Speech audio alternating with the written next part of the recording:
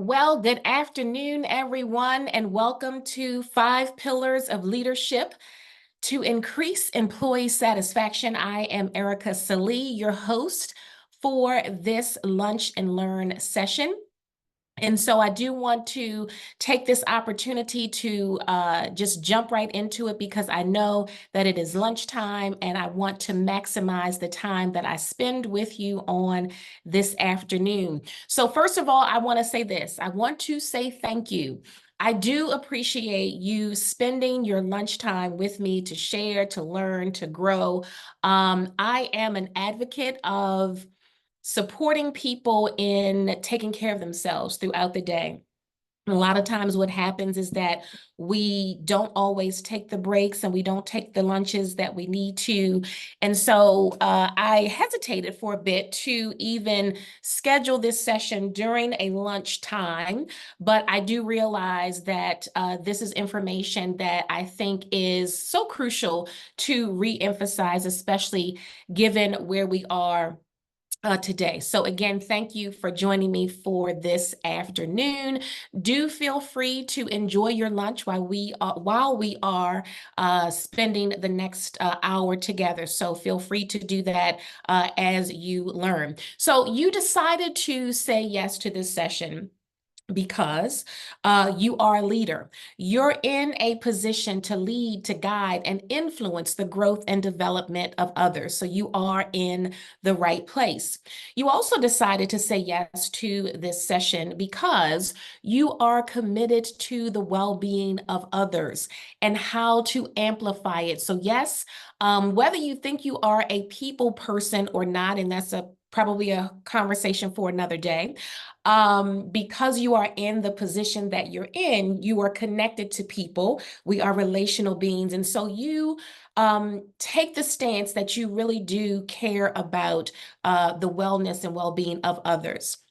And then lastly, I think you decided to say yes to this course because you are a change agent. You're a champion of change and you're eager to positively move those that you lead forward. And so for those reasons, you indeed are in the right place. So this session will help you to do three things. And this is a repeat of the promotional material that you saw that led you to this course, but it is intended to enhance your leadership skills. We are all learning beings, or we're human beings who should be on a continuous path to learning. And so enhancing your leadership skills is one of the takeaways from today. The second is to show you how these skills can help boost employee morale. Very, very important. And then lastly, to create a harmonious work environment. Now, I do recognize that many people's work environment looks different. So you may be a remote worker, maybe you're in the office, maybe you're a hybrid, maybe you are out in the field, whatever your work environment looks like. It is intended to share this information so that that environment can be more harmonious, where people are actually collaborating and working together in a healthy way.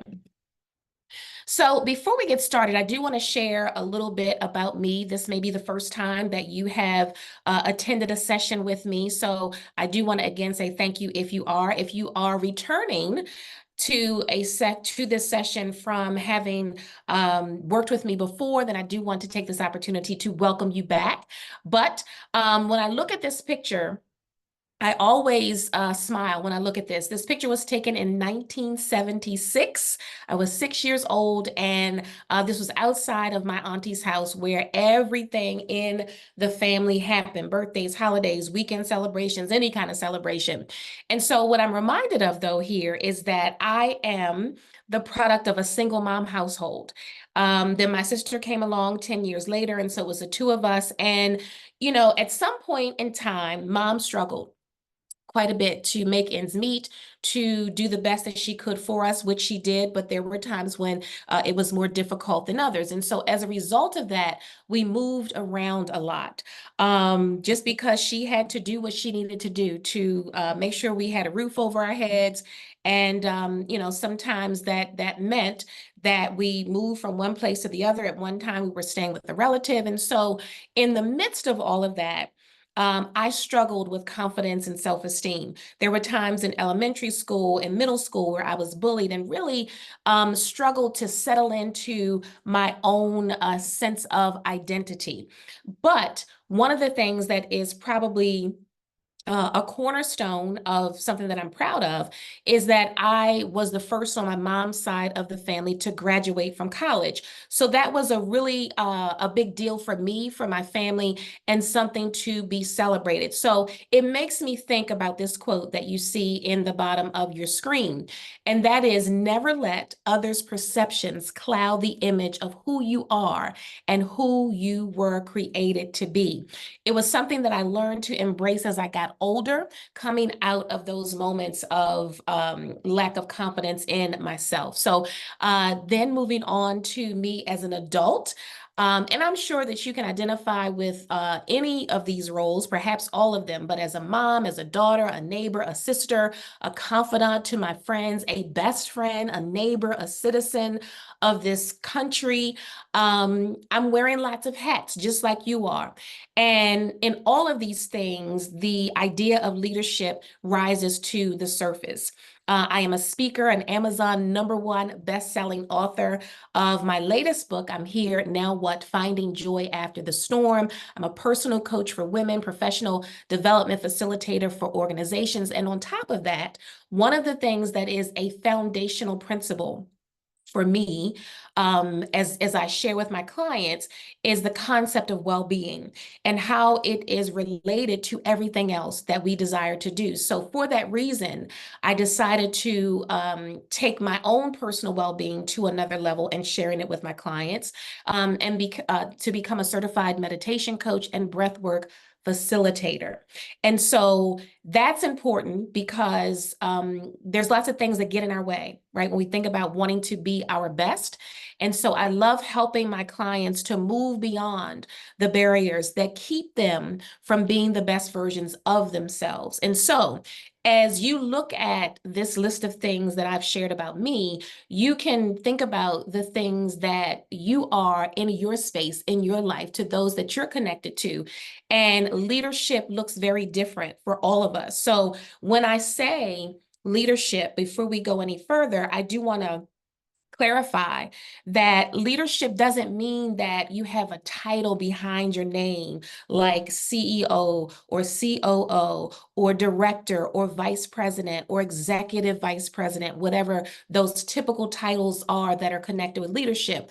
We can be leaders in any facet of our lives. You can be the leader of your household, your neighborhood, your community organization, your church. There's so many different levels of leadership, and for each one of us joining, that can look different. So I just wanted to be really clear about that so that you know that this is all encompassing, and especially, I'll say this, especially for us as women, when we are stepping into so many spaces, wearing so many hats, then leadership not only looks different for all of us, but we could be multiple leaders across multiple spectrums of our lives. So that is important to remember as well. So when we think about leadership, and again, when I say this, these words on the screen may make you think about leadership from the corporate perspective, which is true, but you can also apply these to your personal relationship with leadership, whatever that looks like. So let's just talk about it for a moment. So when we do think about leadership, we often think about these buzzwords, important concepts, and they are important aspects of leadership, like the mission, the vision, goals, metrics, innovation, brand awareness, deadlines, external customer satisfaction, fiscal responsibility, and the list goes on. And while these are very important things to remember when we talk about shepherding a person or a group of people within your family, within an organization, within a community, yes, these are important. But what I want to focus on today is something that I think we often miss when it comes to guiding other people. And sometimes we get more focused on the things that you see here, as opposed to what I'm going to share with you today. So let's talk about what that is. I'm going to share these 5 pillars of leadership, and I just want to give you some context as to how this conversation even came about, right? When you think about your experience. I've been in the corporate world. I was in the corporate world for years. You probably have your relationship with professionalism, whatever that looks like for you. And one of the things that I have heard, well, actually 2 things. I have seen it. I've been a part of it.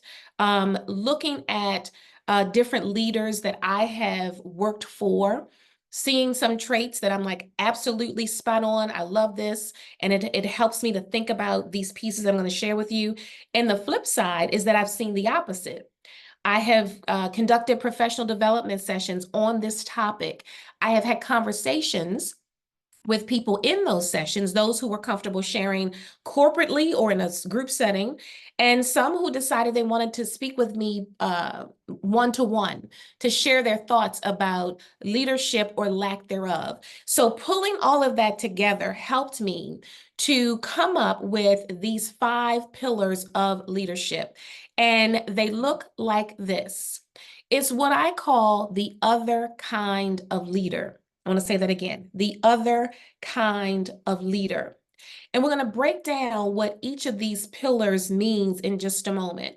But I want you to just take a quick second, get your pens, your pencils, your notepads out so that you can prepare to take the notes that will help you to think about this when this session is over. So the other kind of leader, let's start with the O. And the O is for ownership. The O is for ownership. So what does ownership mean? It means embracing words or actions as your own, along with the direct, indirect, or perceived impact to self or others. Now, I know that was a lot, so I want to say that again. Ownership is where you embrace the words or the actions as your own, along with the direct, indirect, or perceived impact on self or others. So you're saying to yourself, okay, so what does that mean? So have you ever heard the term or the phrase, the onus is on you? What that really means is that you are taking responsibility or holding yourself accountable as a leader for what you say and what you do. That is if you share information with an individual or your team and it starts to circulate and someone comes back and starts to question, you own what has been said, right? You are taking the accountability for saying, yes, I did say that. Yes, I did do that. But here's the bigger part of it. And that is, and this is especially in situations where there may be some controversy associated with what you say or what you do. And sometimes we have a tendency to not want to own up to those things. And as a leader, what people are looking for is how you take the responsibility for owning something, even if it is uncomfortable. So here's an example. Let's say, for instance, you're a leader and you share information out, right? Maybe you have a conversation in a meeting or you send it out via email. And there's a part of it that is misrepresented, right? Maybe some of it is not factual or there's something that needs a little bit more context and it causes confusion. So that's a situation where if it causes confusion and it starts to create some level of discord or even more confusion, ownership says, okay, you know what? I did share that information. I did send that out. I did communicate that. But I realized that I didn't have all the information, or maybe some of the information wasn't true. And so it's my responsibility to say that and then to correct it. Okay. So how can you, given that example, just to kind of bring it into context, how is it then that you can demonstrate ownership? Well, there's three ways to look at it. The first is to voice acknowledgement. So in the example that I just gave with communication that went out that wasn't completely true and needed some more context, as a leader, when I recognize that, I'm going to voice that acknowledgement. And again, that voicing can be verbal voicing or it can be in a written form. Voice acknowledgement says, yep, you know what? That didn't go out correctly. Or yeah, there were pieces of that we should have added to it, or there were some things that we shouldn't have said. So yes, I own that. That's the leadership aspect of it. The second way is to avoid finger pointing or blaming others. So, as a leader, when you are owning something, you are not saying, well, it's their fault over there, or, well, I only did it, or I only said it because this is what I was told, or this is what I was given.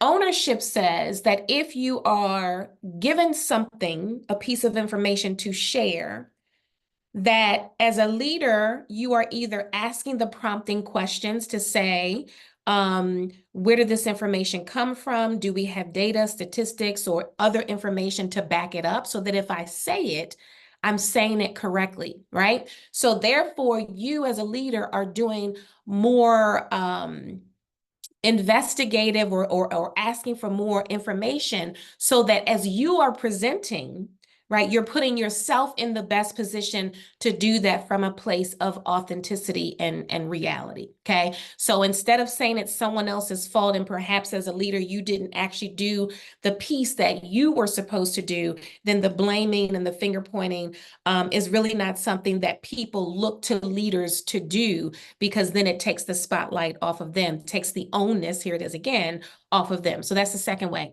The third way to demonstrate ownership is minimizing what is called whataboutism. You may have heard about it in other circles, in the news cycles, but whataboutism says that if there's something that you've said or you've done as a leader, as an individual, as opposed to owning it, saying, yep, you know what, I'm responsible for putting that out, I'm responsible for handling it this way. Whataboutism says, well, but what about what they did?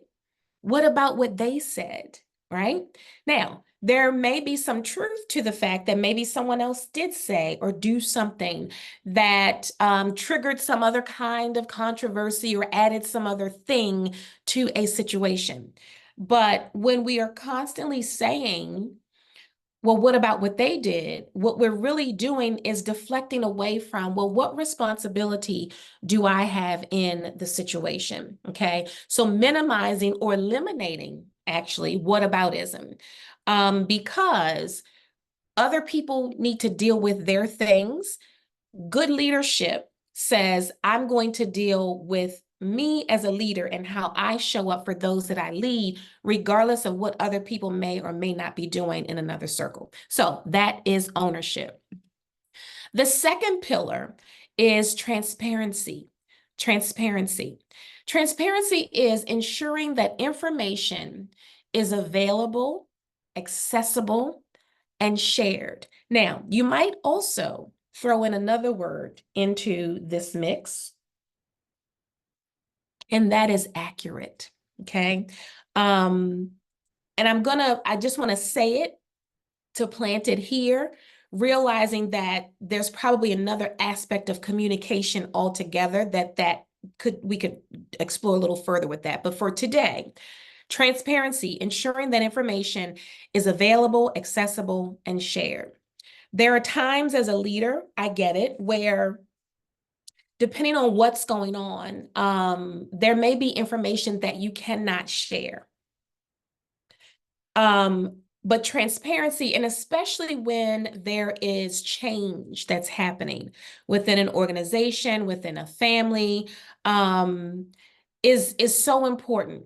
And a lot of times we hold back information because we want to minimize some other impact on the other side of that information. I'm going to use a personal example, has nothing to do with the corporate world, but I think it fits here.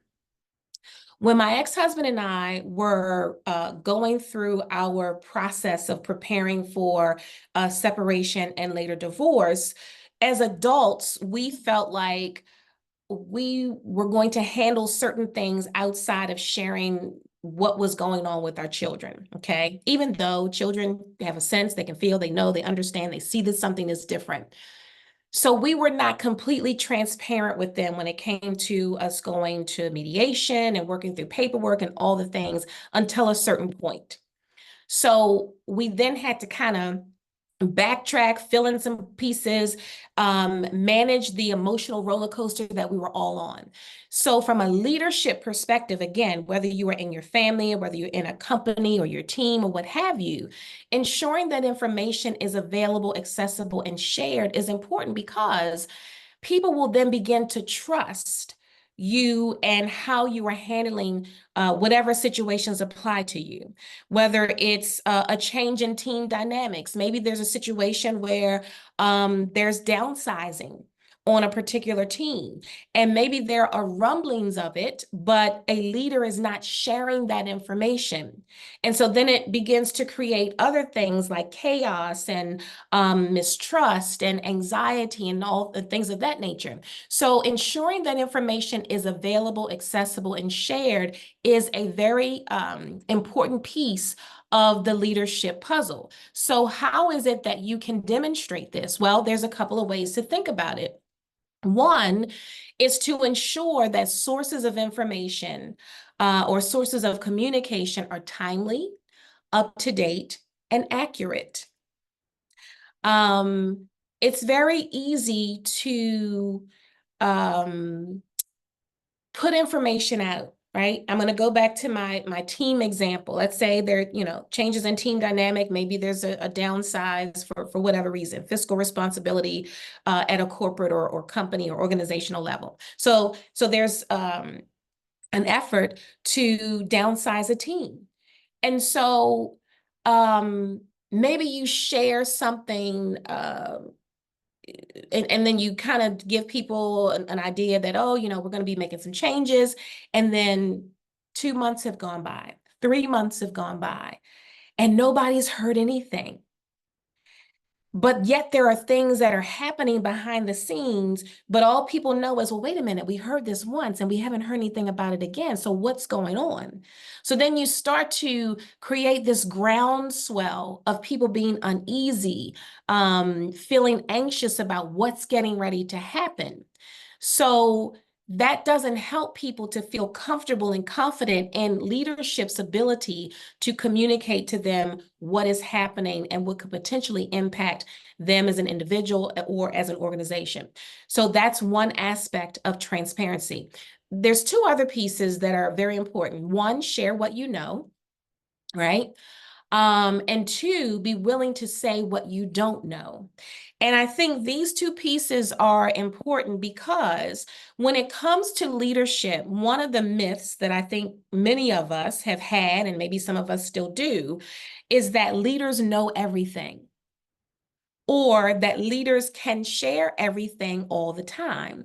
And that's really not true. So let's talk about the share what you know. Going back to the example, let's just say, for instance, if there's a team downsize coming. So what you know is that as an organization, and this is sort of like a sample of how the language might sound. As a leader sitting in front of a group of people that you are in charge of guiding and mentoring and coaching, you might say, as a result of the company's fiscal challenges, there is a need for us to downsize, okay? That's sharing what you know. That is a true statement.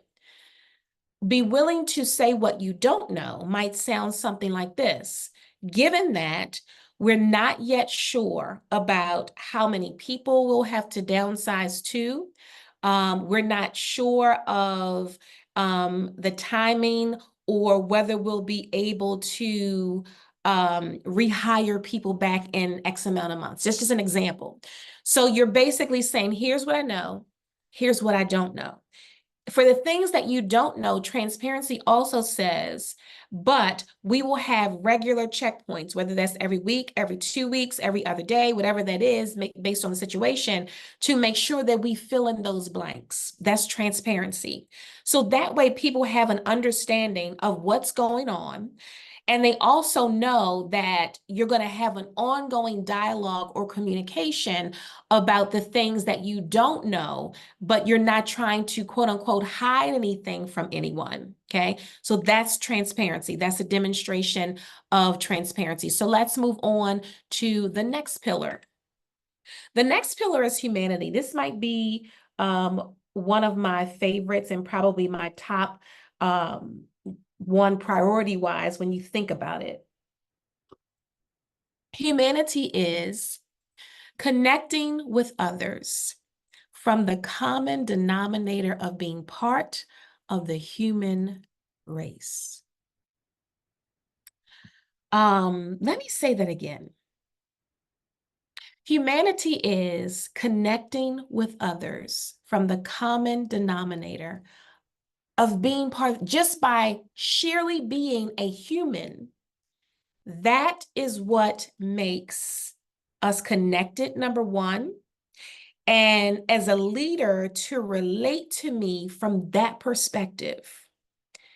This is why this particular pillar is so important. Remember the slide that I showed you at the very beginning when I said, as an organization, whatever facet of leadership you are in, there are things like the mission and the vision, like what do we stand for? What do we want to do? How do we want to show up? Brand awareness, how do we want people to recognize us? External customer satisfaction, how do we want to make sure that our customers are getting what they want, how they want it? A lot of times from an overarching company or corporate, and corporate can be anything, whether it's church, community organization, sorority, fraternity, fill in the blank. We only think about those things that are going to help people to feel good about who we are and what we offer them. And sometimes we do that at the expense of those who are actually doing the work. So this humanity pillar often gets lost because we are primarily focused on what is it that's going to make us a success? What is it that's going to make other people feel good about investing in what we have to offer? And in doing so, we miss the chance, the necessity to relate to those who are actually producing what it is that we're giving. So how do we demonstrate humanity? Well, there's so many ways, but here are the things that I want to leave you with for today. Humanity says that I understand preferences for connection and communication with those that I lead. Let me say that again. I understand preferences for connection and communication. I want to take this from a couple different aspects, okay? I want to make sure that when you hear these words and you're kind of sitting there listening to the information, that you keep your leadership hat top of mind. So I want to take it from two perspectives. So let's say you're a mother or a father of multiple children. Maybe you are a godmother or an auntie, and you have several children that you are responsible for leading. And what you notice is that one of your children is very organized and the other one is not, right? So understanding their preferences for how they operate, how they connect, how they communicate, and meeting them at that level. Now, doesn't mean that as a parent, if your child's not organized, that you're not going to show them ways to be organized, because of course that can help in so many different areas. But just for the sake of this example, understanding that there are differences with how people operate. In the corporate setting, let's say, for instance, you have someone on your team who is an introvert. And maybe they prefer to work autonomously, meaning they don't need a lot of supervision. You can give them a task and they can go and do and be just fine. Another person may need a little bit more hand-holding or more supervision. So humanity says, I'm meeting them where they are in the space that they need. And I'm not just disregarding the fact that one person doesn't like to speak out in meetings versus another person, and I'm trying to cookie cut everybody into the same mold. I'm meeting them at the place of their humanity, what they need. Another way to demonstrate humanity is to greet others cordially, right? Um, I've heard multiple times that people get frustrated, employees get frustrated with leaders if they just kind of walk by them and just ignore them as if they don't exist, right? But yet, when there's something that's needed, they don't hesitate to come and say, hey, I need X, Y, and Z. So in that example, you're disregarding the fact that as a human being, there is a level of connection that I'm looking for from you as a leader just to meet me on the human level. The next way to demonstrate humanity is to make getting to know a part of the culture. And when I say getting to know, again, this goes back to coming in, sitting down, and let's just jump right to it. Let's just focus on the work. I don't care about you as a person. I'm not going to ask you any questions. I don't care about your weekend. I don't care about your children. I don't care about your sick loved one. That kind of dismisses people when they feel like, do you care about me as a person? Or here's another example.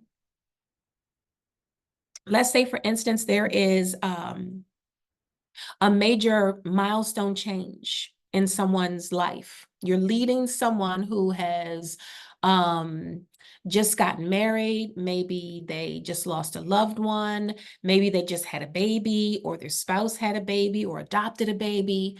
And as a leader, you don't acknowledge any of that.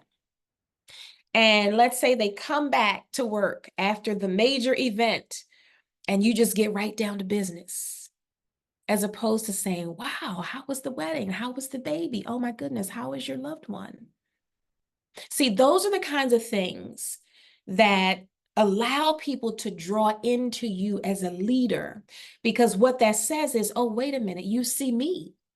You know that I have a job to do, and I do plan to do that, but you also see me in this space of humanity where something has changed, whether it makes me excited or whether it makes me sad, but you as a leader are acknowledging that. And because you are focused on getting to know me and creating a culture where that is acceptable, then it makes me feel like you see me as a human being. See, this doesn't have anything to do with metrics or what's due at what particular time, how the customer sees us. It has to do with me as a leader seeing you as a person first. That's the part that I think we often miss. But it's probably one of the most important parts and aspects of good leadership that people actually respect.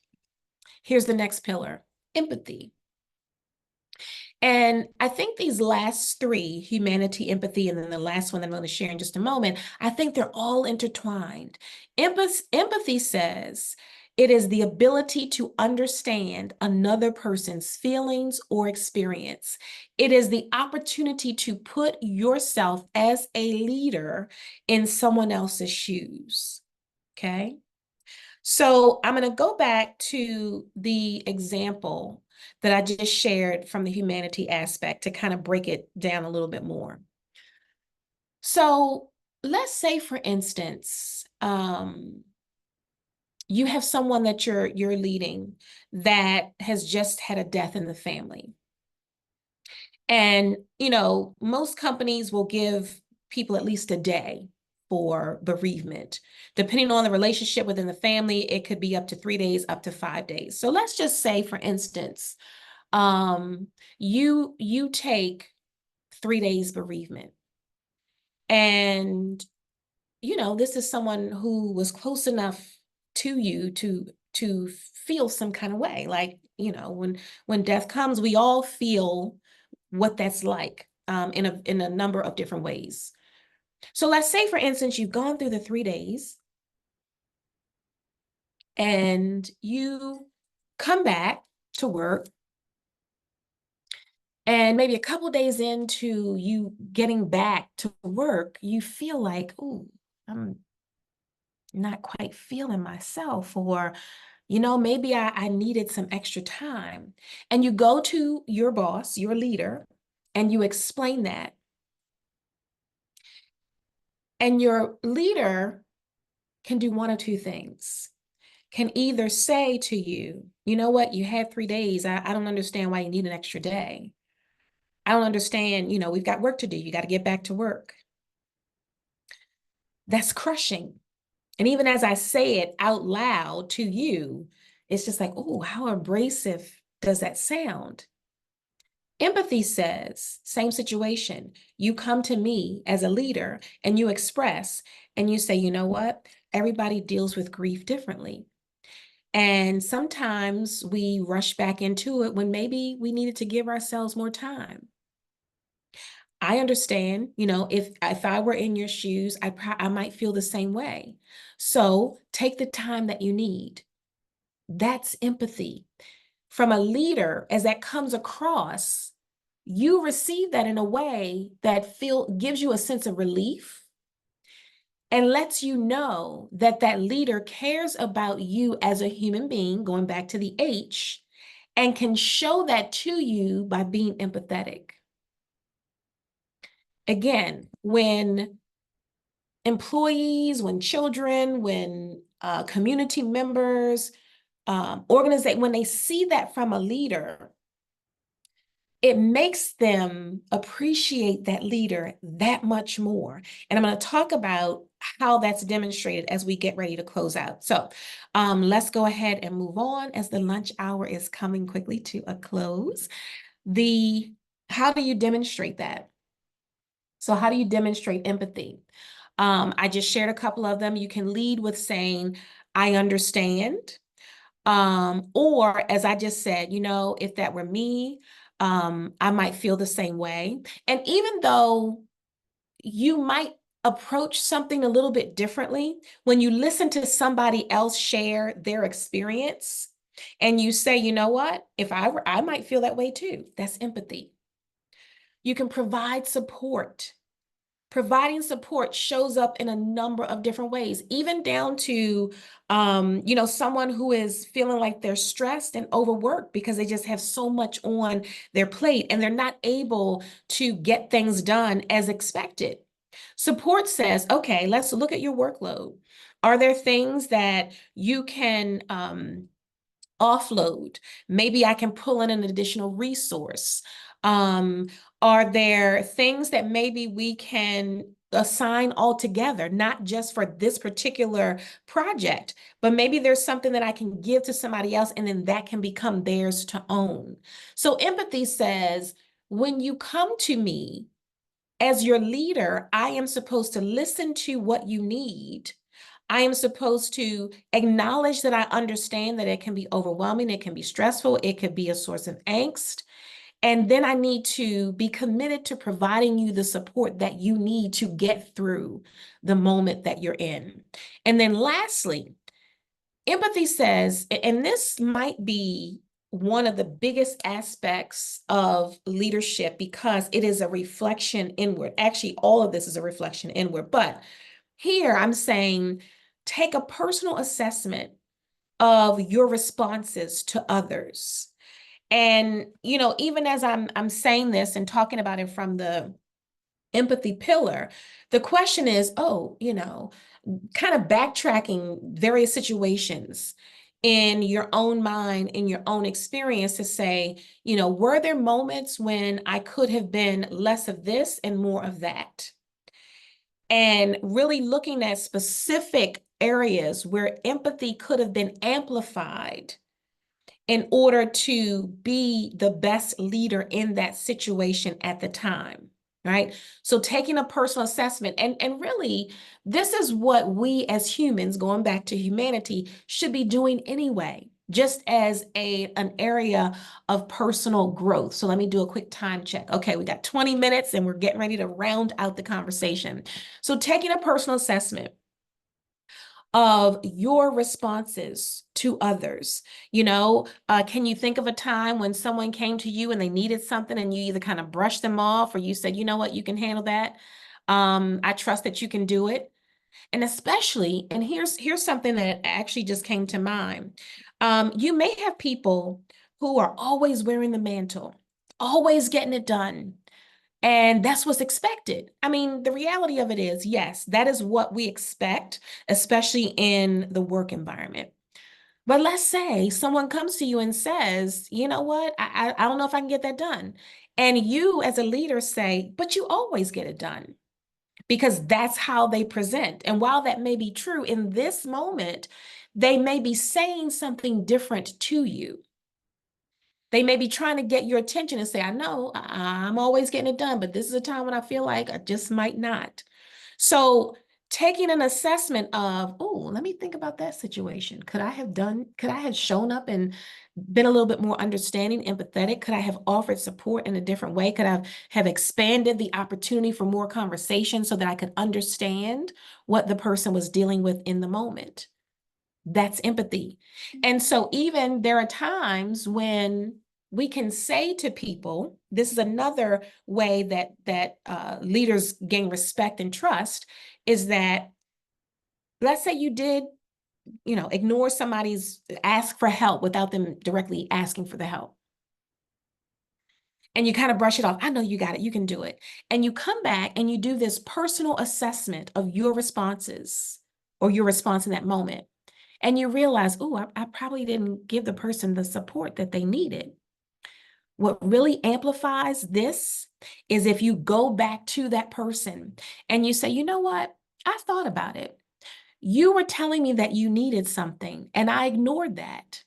So I apologize. And now I'm here to offer you support, help, more conversation to figure out what you need. If you do that as a leader, it just brings you into a whole nother level of respect as a leader, because again, that person that you're leading is going to see that you see them, and that you're willing to admit, you know what, I fell short. A couple minutes ago, I said sometimes we think that leaders have all the answers, that they know everything, that they don't make mistakes. And that's not true. But the biggest part of leadership is, going back to the first pillar, is owning when you've fallen short, where you don't know. Okay, so we could probably spend a whole lot more time on that, but hopefully you got the gist of it. So let's go to the last pillar, and that is respect. Respect. Respect is just a healthy regard for one another. I will say that we are in a time now where it seems like this is probably a pillar that we don't see as often as we should. You may not agree. Listen, as humans, we all have different experiences, different backgrounds, different cultures, so much that makes us who we are, that when we come into a space with other people, of course, we're going to be different. Of course, we're going to think differently. Of course, we're going to share different experiences that other people can't relate to. And so from that perspective, just a healthy regard for that. Like, you know what? I recognize that we come from different places, have different experiences, but that doesn't mean that I'm better and you're worse, or you're always right and I'm always wrong, and vice versa. So how do you demonstrate that? Demonstrating respect is just what I just said, right? Recognizing people for unique differences. And we're at a time right now where, because people are different and they bring different things to the table, different dynamics to your team, sometimes people look at that as if there's something wrong with that. That there's this monolith of people, thought, approaches to things, and that there is this cookie cutter approach to everything. When the reality of it is, the more we bring to the table, the more differences, the more insight we bring, the more the better array that we have to be able to create something amazing. I don't know if I wanted to say it that way, but that's the way it came out. Hopefully you got that. The second way to demonstrate respect is to honor one another. There's a typo that I will fix, with speech and tone.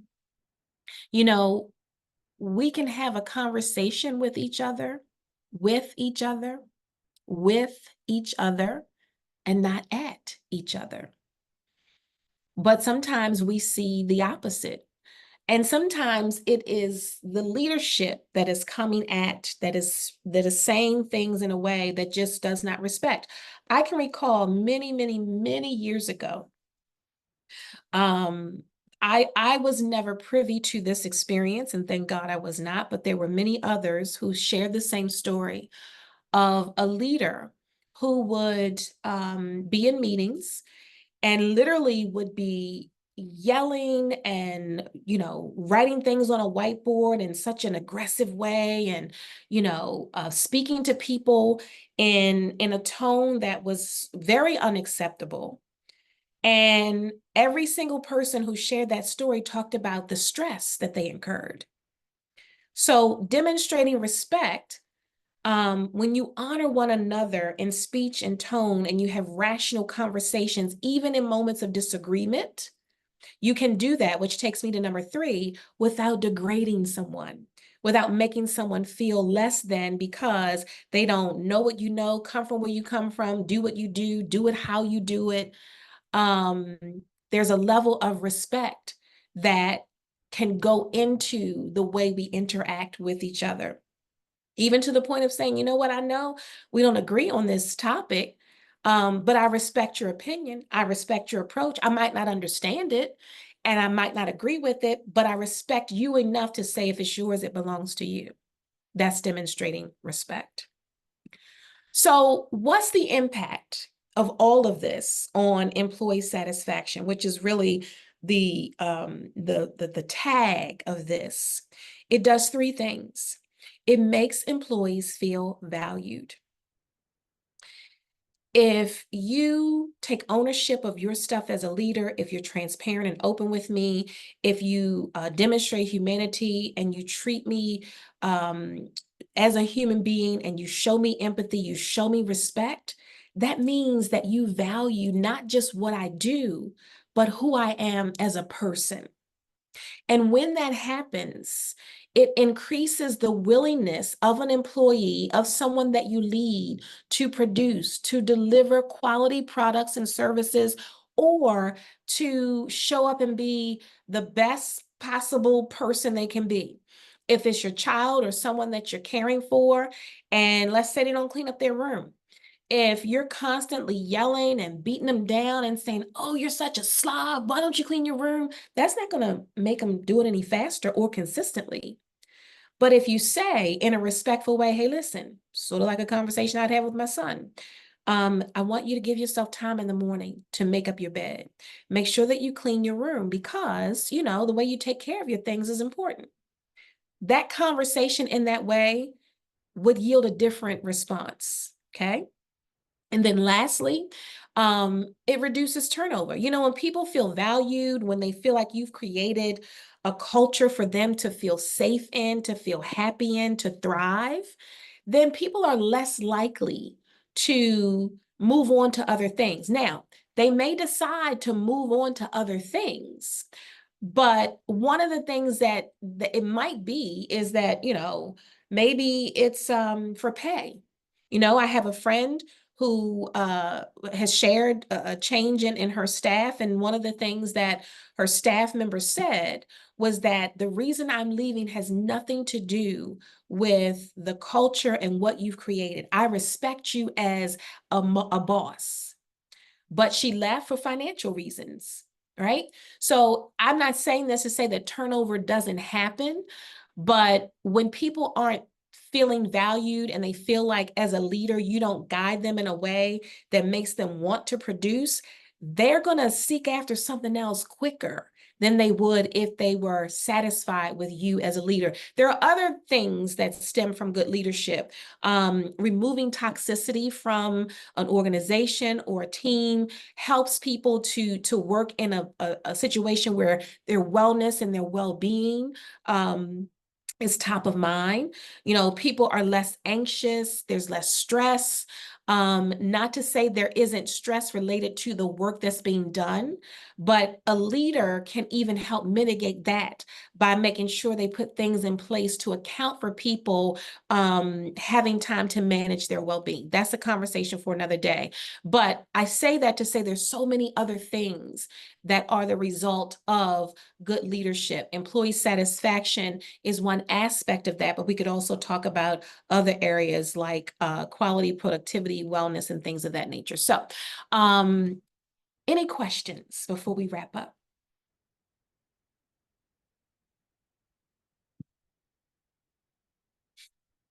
All right. So as we close out for today, I just wanted to share these things. So you may be sitting there today, got the information that you need. I greatly appreciate you being here, taking the time during your lunch to get this information. There are other ways that I can support you, and that is from the aspect of group coaching. I do have group coaching programs. As a result of the group coaching programs, I do have limited amounts of spaces available for one-to-one coaching, but that is an option depending on what else is on the docket, so to speak, at the time, but that is an option. Executive coaching for women, especially if you are, let's say, a manager, director, supervisor, manager, director in the C-suite, and as a woman, you are navigating what that looks like for you in terms of your career path and things of that nature. Professional development, I spoke about it loosely in this conversation.